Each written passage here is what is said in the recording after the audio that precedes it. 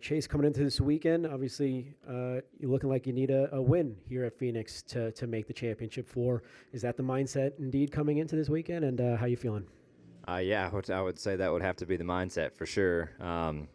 Takes some talent to get 80 points back in 2 weeks, but we've achieved it. So certainly self-inflicted.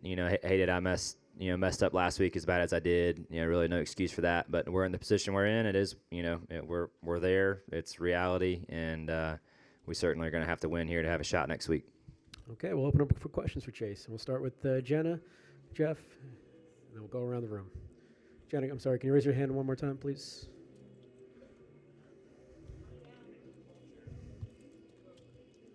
Thank you. I'll re-ask it. Yeah. Chase, how do you manage the disappointment of being in this position, of having such high expectations and coming out of the second round and then boom, just falling back? Yeah, I think just, we were in a tough spot in that second round too, so it's definitely not where you want to be, by any means. But I do think,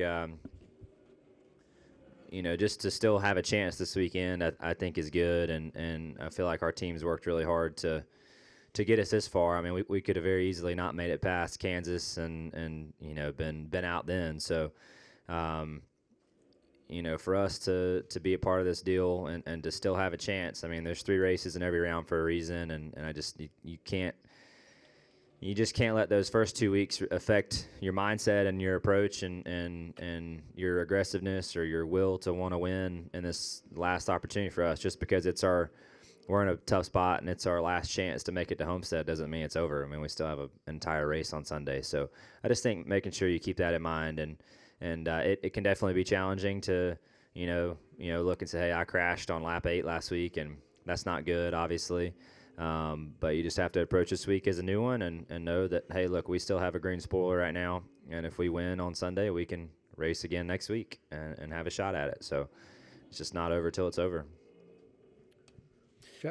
Jeff Gluck from The Athletic. What's the balance like this week when, obviously that happened and you have this opportunity? So are you dwelling on that at all, like beating yourself up over it, or are you just immediately focused on this? Do you go back and forth? No, I had 475 miles to think about last week, so I deserve that, really, to ride around for 475 miles and think about it.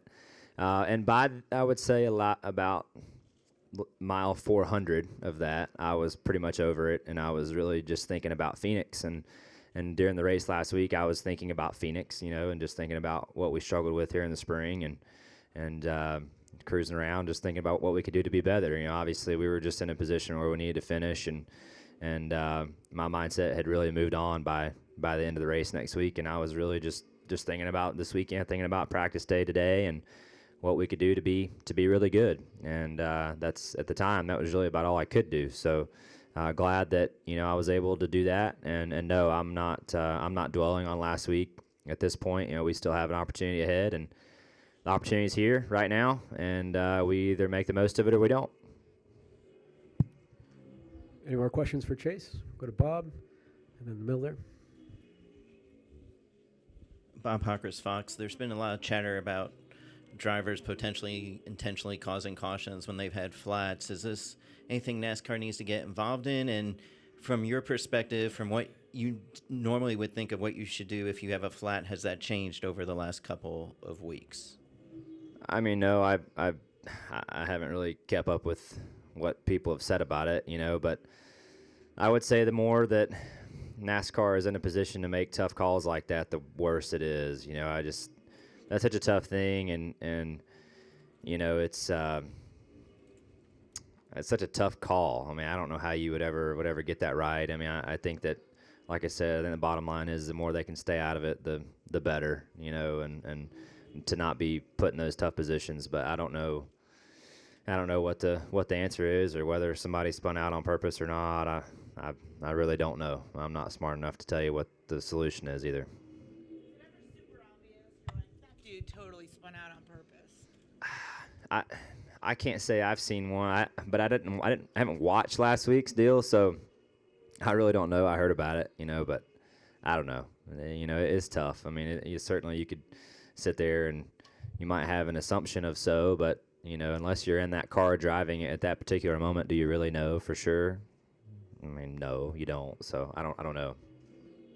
Cole Cusimano, Popular Speed. So you've been able to overcome adversity every round in the playoffs thus far. What do you attribute to that success in that regard?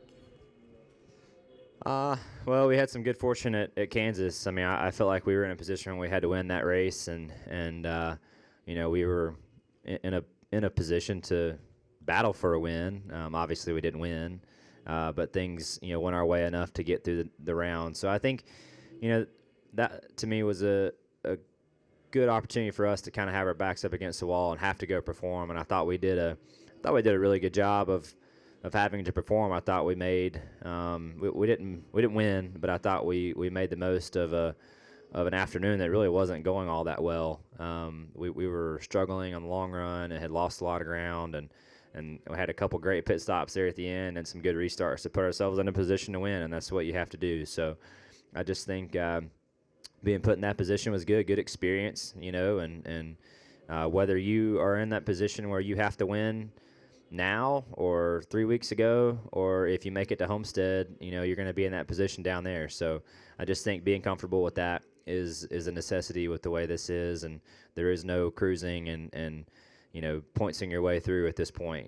When your back's up against the wall, you have to go perform, and I just think that the better you feel about that situation, the more you embrace it, the better off you'll be. So we're as a team, I think we've, not that we have choice, but we've definitely embraced it. We embraced it at Kansas, and I'm really looking forward to the weekend. I'm not, really concerned over it or anything. We're just going to go and do our thing, have fun, and try to put ourselves in a position to win.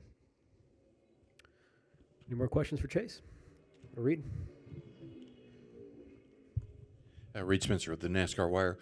Just in looking at the Xfinity practice, given how high on the track the PJ1 is, do you expect it to be a factor in Sunday's race, particularly where you guys run 3 and 4 now? Yeah, I don't know. Until you kind of get out there and see just how high it is or how up the racetrack it feels. I wouldn't be surprised if we don't find a little bit of it on Sunday. I mean, you become, as your car starts to drive bad and you start bleeding whatever people are passing you, or vice versa, people are gonna hunt around and try to find some speed. So I could see it getting worked in, and the temperature being warm here, that stuff seems like it likes heat. So that might promote it some as well. But with the weekend being the way it is, and these races are kind of short out here in general, I feel like across the 3 series, it might take until Sunday to rubber up the rest of the racetrack enough to want to search up that high. So we'll see. Yeah, I don't think it'd be a bad thing if we do find it. Jerry? Jerry Jordan, Kicking the Tires Net. You just said something about you can't let it bother you. You've got to move on. But you were one of the worst about beating yourself up after a race in the past. Has it been your success and where you're at now that's kind of changed that? When did that switch happen to where you can put it behind you and continue to focus on and not beat yourself up? I don't think I never didn't put it behind me. I still do. I still look at last week and,